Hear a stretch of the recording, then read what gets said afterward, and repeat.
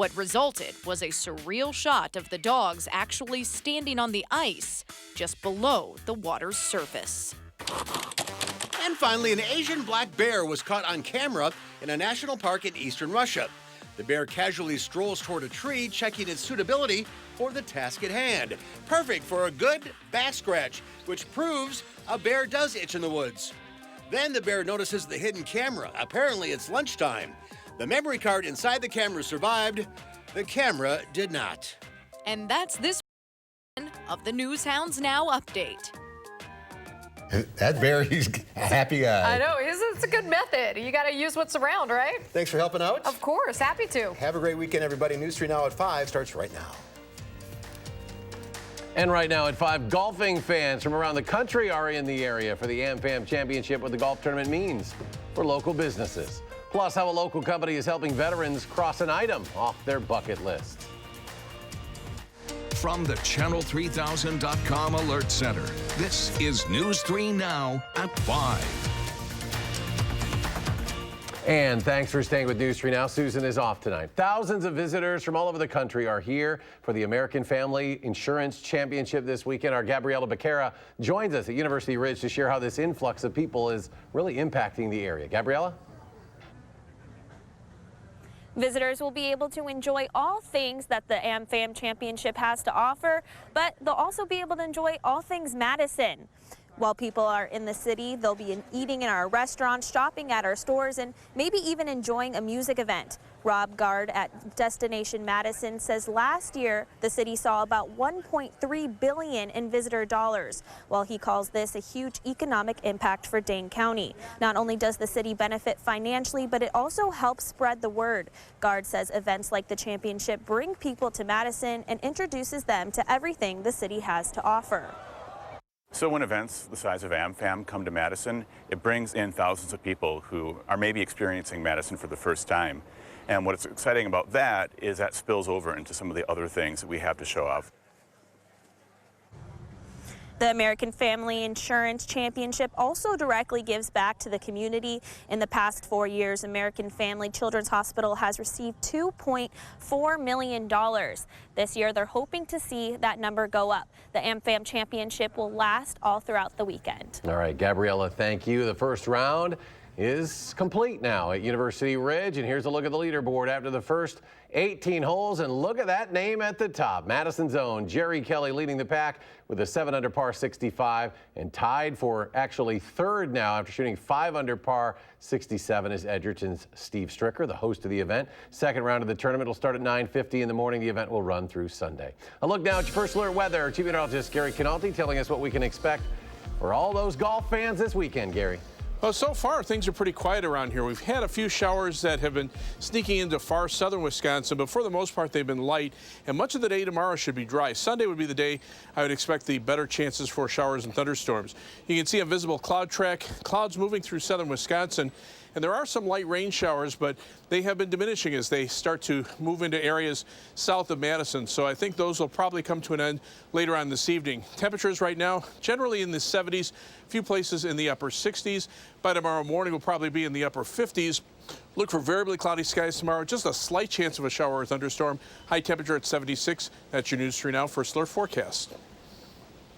All right, Gary, thank you. We are continuing to learn more details surrounding an investigation into the Richland Center police chief. We have verified through the chairman of the police commission that Lucas Clements is currently on paid administrative leave effective yesterday. In the meantime, Lieutenant Billy Jones, who has been with the force since the early 2000s, is filling in as interim chief. Amy Reed was able to talk to him about this situation today, and coming up tonight on News 3 Now at 6, we will share with you what he had to say. For the fourth day, crews are continuing to search for the child who went missing in the Wisconsin River. Officials are trying to recover the body of an 11-year-old who they have identified now as Jamison Owen Dean Miller from Grand Marsh. Miller reported missing around 6 p.m. on Tuesday near the Wisconsin Department of Natural Resources natural area.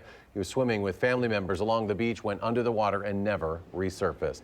A Beloit woman is facing multiple charges after she allegedly tried to escape officers by jumping out of a moving squad car. According to a criminal complaint, officers arrested 35-year-old Chris Simplot on Saturday during a traffic stop for an outstanding warrant. While in police custody, officers say Simplot tried escaping from the vehicle multiple times. She begged for the window to be rolled down and then slipped out of her handcuffs, tried to climb out of that window. Officers pulled over and Simplot jumped outside of the squad car but fell on her face, broke her ankle as well. She was transported to the hospital where officers found a crack pipe hidden in her bra. Madison police arrested 2 teenagers found in a stolen car that had a stolen gun inside. Madison Police Department said that stolen vehicle was found parked in the 500 block of Grand Canyon Drive. Police say 17-year-old Alante Kincaid of Wanakee ran from the stolen car and was chased down by police. And 17-year-old Demariah Mohammed of Fitchburg was arrested inside the vehicle. An officer did suffer a minor injury during that chase. Madison Police spokesman Joel Despain said Kincaid and Mohammed are also suspects in numerous area crimes. They are now facing multiple charges.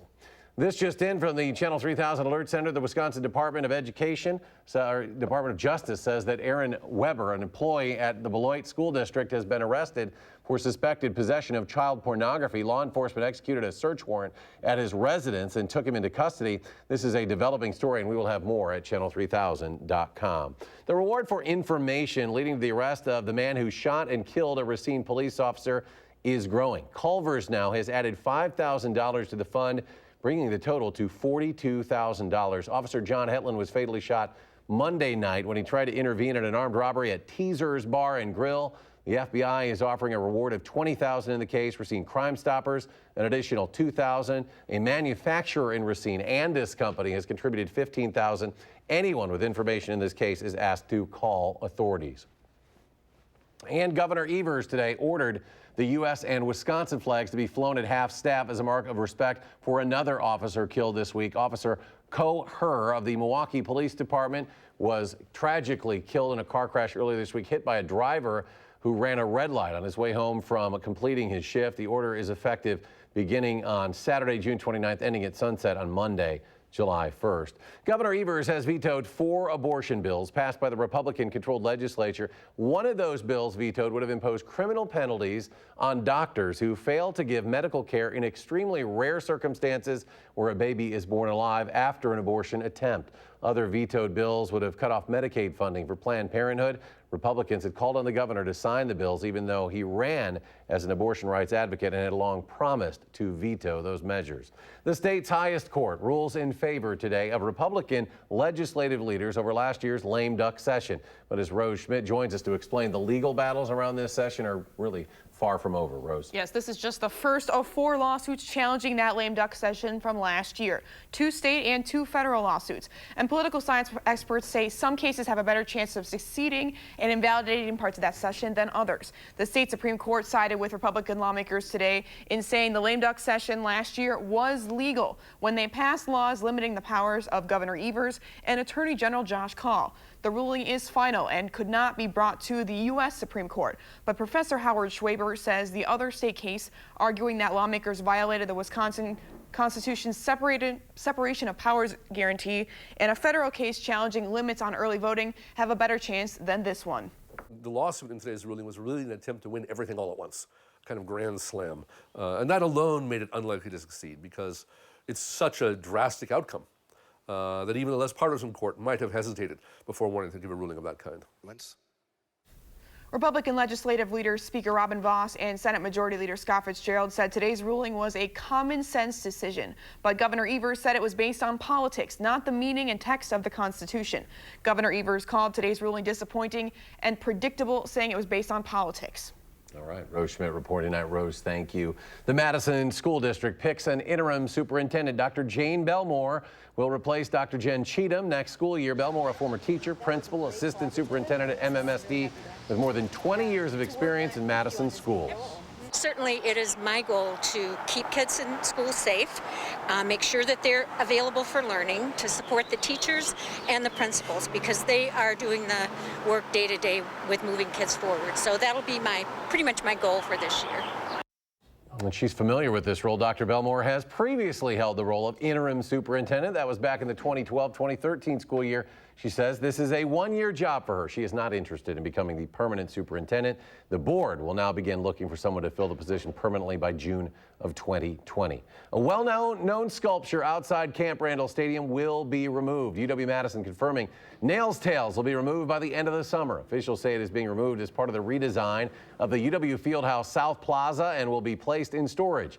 The redesign of that area will include a gateway at the corner of Regent Street and Breese Terrace and is expected to be complete by February of 2020. Department of Health Services has made groundwater quality standards recommendations for 27 substances today. DHS reviewed those substances that were found in groundwater and made health-based recommendations of whether or not the standards need to be changed. The DNR will review it and make revisions to the standards if needed. Last time the standards were revised was back in 2010. We have the perfect story now to end the work week and to start the beginning of summer. It is a story we previewed back in April called Freedom Freefall at Seven Hills Skydivers. Jamie Perez shares the moments captured on camera from 12,000 feet above. Jamie? Yeah, well, you can tell just by looking at this GoPro video how incredible and fun this experience was for these vets. This event was really all about them, and actually with your help, Seven Hills Skydivers of Madison was able to pick 40 veterans from the 160 that you nominated to skydive, all expenses paid for. This event is put on every year to help veterans who suffer from PTSD. Skydiving is a way for them to get a rush and basically escape their minds just for a little bit, just to let go and live free. You can see how much fun they're having there. And I did speak to one veteran who had never been skydiving before about what this event means to him and all of the others who jumped out of a plane today.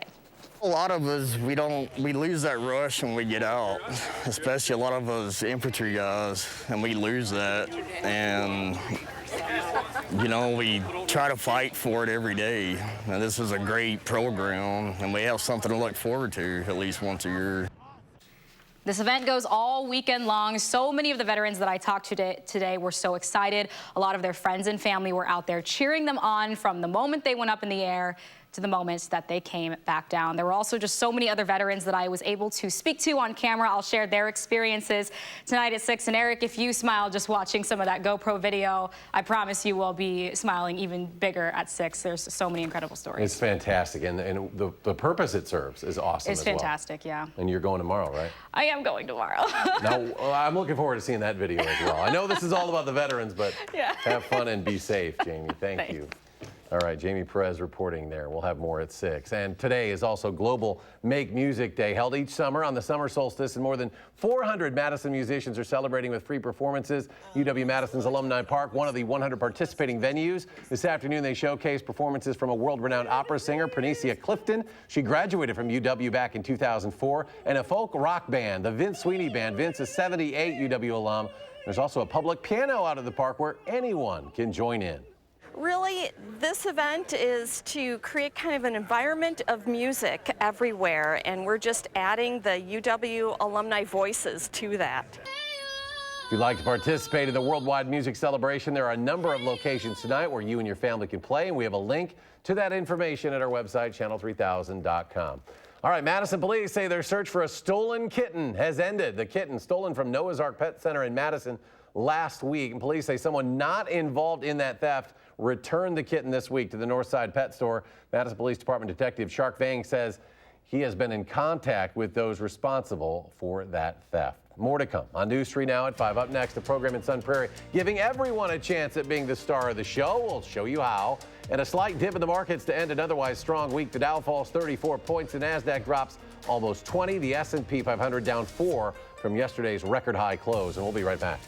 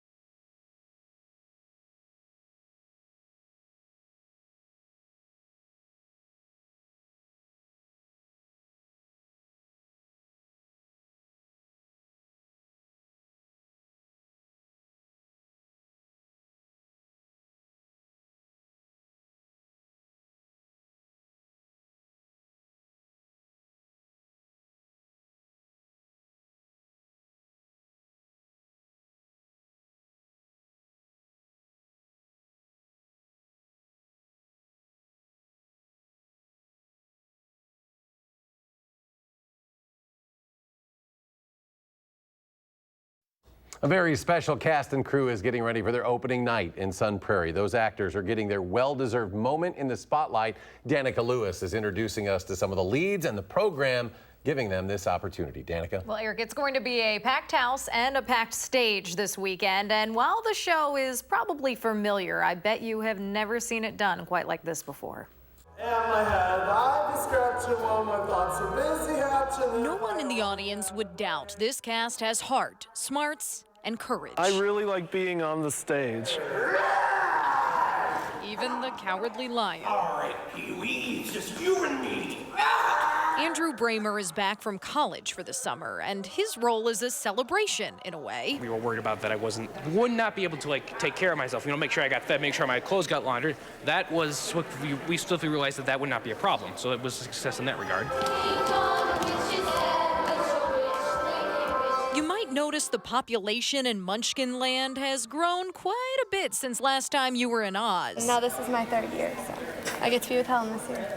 She's talking about the leading lady, Helen Berkalub. I don't really have much trouble with the big crowds and being in the spotlight. Yeah. Helen and her co-stars are part of the Penguin Project, young actors of all abilities and their mentors like Samantha Wilcox. You like singing to the big crowd? Yeah, I like singing. And Emma Becker. And I thought it was really cool, so I wanted to be involved. Always there with a line or a dance move. To dance. Even if their feet can't touch the ground. But I think this production is especially special because of the community that we have. And even though these amazing kids can get the pre-show jitters, I'm scared, there are plenty of supporting actors supporting them along the way. And everyone's very supportive, and I think it's amazing. There are more than 30 Penguin Project chapters across the country, including ones in La Crosse, Kenosha, and Wausau. But Sun Prairie's director would love to see another one start close by so all of these aspiring actors with special needs have a chance to perform. We will have all of the show and ticket information up on channel3000.com. Wow, what a great idea that whole thing is. It really is, and I think it's a great opportunity for these mentors as well. A lot of them looking for some volunteer work and love theater, and what better way than to help out another actor. Great confidence builder for everybody involved. Absolutely. I love it. Danica, thank you. Sure.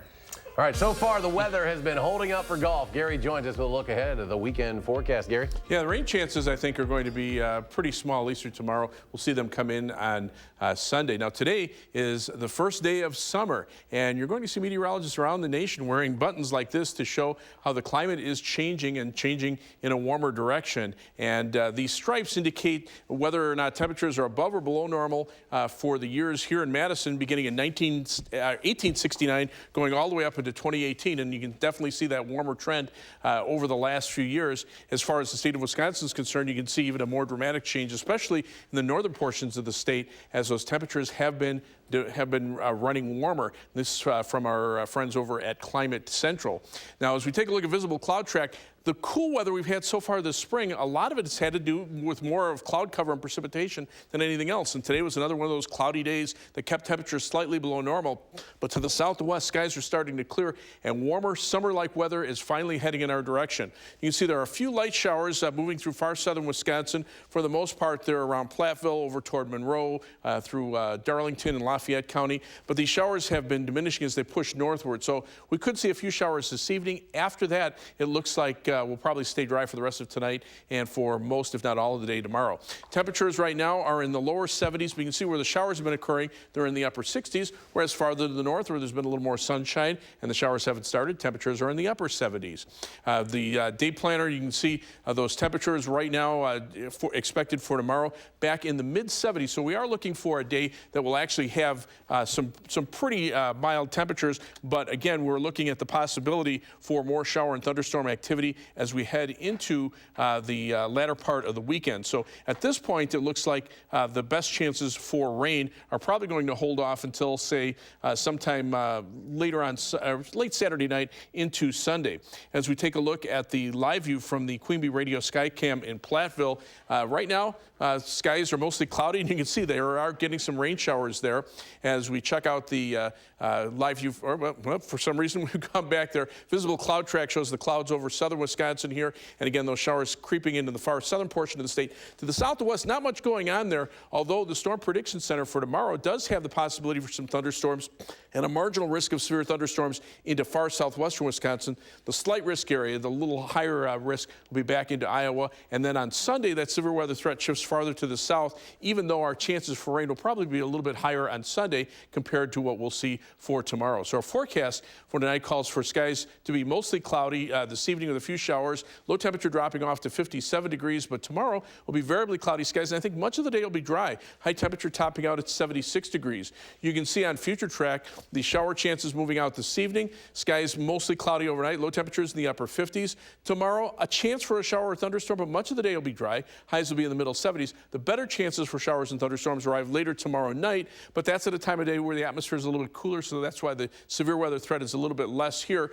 Low temperatures in the mid 60s. And then Sunday, a chance for a shower or thunderstorm, but much of the day will be dry as well. High temperatures in the mid to upper 70s. As we take a look at the 7 to 10 day forecast, once we get past the 80-degree high temperatures for the weekend, those temperatures warm up next week as we get more sunshine, and the chances of rain go down, although we can't rule out a chance for a shower or thunderstorm any given day. High temperatures mid to upper 80s. As we take a look at first alert traffic right now, there's live view from the DOT camera on the Beltline at Park Street. Traffic moving pretty steadily in both directions, a little bit more traffic in the eastbound direction. Seeing some minor delays between Monona Drive and, say, Fish Hatchery Road in the eastbound direction. Westbound, not too much in the way of delays. Right now, about a 23-minute commute on the eastbound Beltline from University Avenue to the interstate. Only 15 minutes going back in the westbound direction. Heading out of Madison, it's 28 minutes down to Janesville on I-3990 from the Beltline. 21 minutes to Sauk City on US 12, and 17 minutes to Sun Prairie on East Washington Avenue and US 151. That's your News 3 Now First Alert Traffic. Gary, thank you. Still ahead on News 3 Now at 5. Researchers say conditions at least one border facility are dangerously overcrowded and inhumane, who the president says is to blame for the crisis at the border. Stay with us.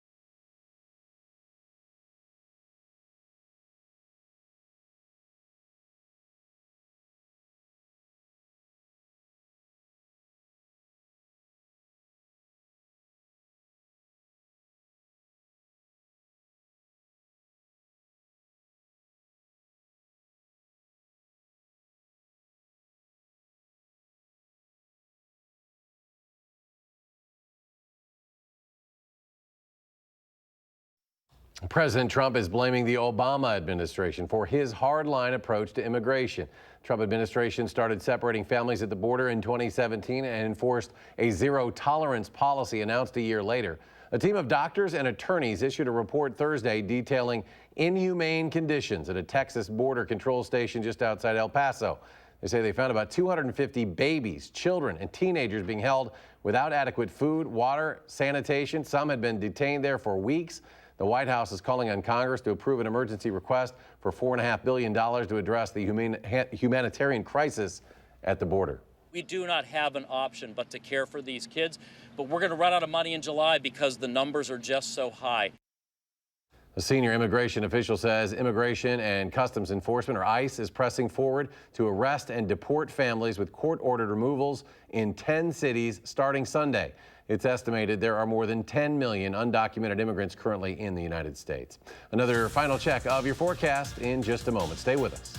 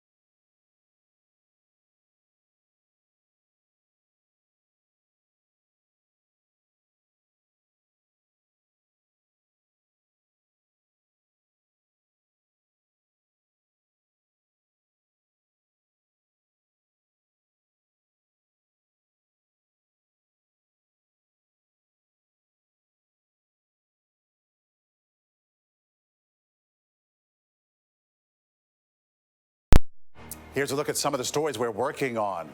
Why did President Trump call off a military strike against Iran with just minutes to spare? A final interview with heroic 9/11 responder Lou Alvarez from his hospice bed. He says he'd do it again if he had the chance. And Steve Hartman's story of a lonely yet inspiring graduation day for this school's only student. It's all tonight on the CBS Evening News. Gary rejoins us. Final check of the forecast. A few showers out there, mainly south and west of Madison, but you can see they've had a really hard time pushing into at least even southern Dane County. So areas south of Madison have the better chances for showers, but even the back edge is eroding pretty quickly. So I would think mainly this evening, south of Madison will be the best chances for seeing some showers. They will go away. Temperatures right now generally in the lower 70s and upper 60s where the rain is occurring. Farther to the north, it's actually warmer up there because no rain and even a little bit of sunshine coming through. High 76 tomorrow, should be dry for most of the day. Just an outside chance of a shower or thunderstorm. Better chances tomorrow night into Sunday. A chance of showers and thunderstorms Monday, and then the rain chances go down and the temperatures climb into the mid to upper 80s by the end of next week. That looks like summer is finally here. Gary, thanks. We'll be back in 30 minutes for News 3 Now at 6. Stay tuned now for the CBS Evening News.